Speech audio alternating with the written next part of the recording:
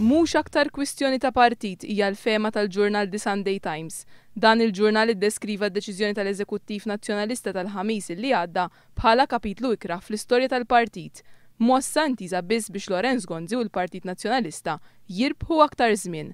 Amministrazzjoni għal il-ġurnal li ser tibqa' mniżla fl-annali tal-istorja bħala l-agħar amministrazzjoni fl-istorja politika ta' dan il-pajjiż minħabba l-mod ħażin li mexxiet il-kriżi fih dana.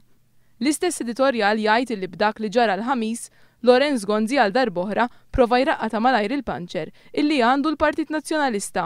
Min dan kollu jgħid l-editorjal ta' Malta Independent on Sunday l-unika konklużjoni loġika hija li l-pajjiż imur għall-elezzjoni ġenerali.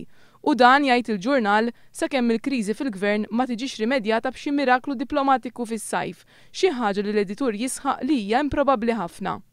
L-editorjal tal-ġurnal Malta Today jgħid li b'dak li qal Franco De Bono, il-Prim Ministru Gonzi ma jistax jibqa' jserraħ rasu li għandu xi maġġoranza fil-Parlament. Jgħid li l-Prim Ministru laqqa l-Eżekuttiv Nazzjonalista wara li aġġorna l-Parlament qabel iż-żmien biex bekk ikun jista' jimmanuvra aħjar fil-Partit Nazzjonalista u jillimita dak li jistgħu jagħmlu id-deputati nazzjonalisti.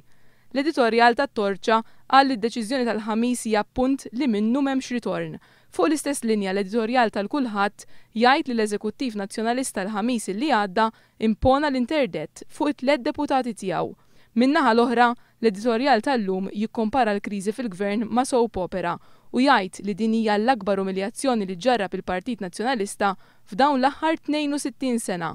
L-istess editorjal jikkritika bil-kbir il-preżenza ta' Edifen Ekadami fl-aħħar laqgħa tal-Eżekuttiv Nazzjonalista.